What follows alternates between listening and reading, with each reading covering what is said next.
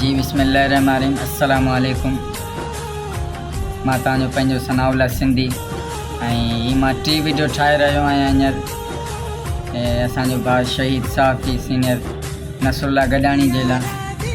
काफ़ी ॾुख थो थिए, काफ़ी अफ़सोस थो थिए इन जे घोटकी ज़िले जा माहौलात ॾिसी करे ऐं घोटकी ज़िले जी आवाम जी कंडीशन ॾिसी करे असांखे वॾो अफ़सोस थींदो आहे त हींअर 3 ॾींहं पहिरीं SSP ऑफिस जे अॻियां शहीद भाउ नसरुल्लाह गॾाणी जी वालिदा धरणो आयो, जंहिंमें उन चयो SSP साहब त असां जेको 3 ॾींहंनि जे अंदरि मेन जवाबदार जेके बि गिरफ़्तार कंदासीं। अञा ताईं बि न थी सघिया।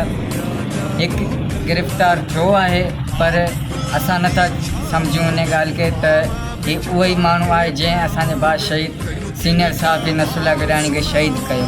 हे उहो माण्हू न आहे, असांखे ड्रामो करे ॾेखारियो पियो वञे ऐं असां हिन ॻाल्हि मां अञा मुतमिन न आहियूं ऐं असां गुज़ारिश कंदासीं SSP साहब खे त महिरबानी करे असांजा ड्रामो न कयो वञे।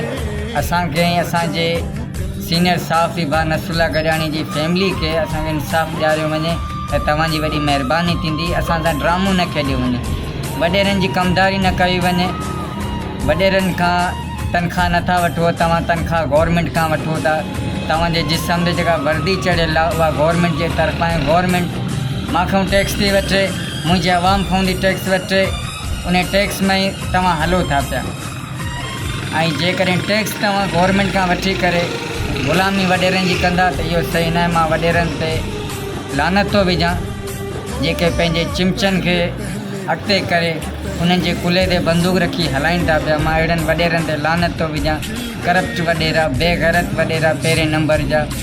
ऐं मां गुज़ारिश कंदुमि IG सिंध गुलाम नबी मेमण साहब खे त महिरबानी करे SSP घोटकी खे ताक़ीद कई वञे त असांजे सीनियर साफ़ी भाउ नसरुल्लाह गॾाणी शहीद खे, उनजी फैमिली खे, उनजे बच्चनि खे इंसाफ़ ॾियारियो वञे ऐं जेके बि उनजा जवाबदार आहिनि कोर्ट में पेश करे उन्हनि खे फांसी ॾिनी वञे। वॾी महिरबानी।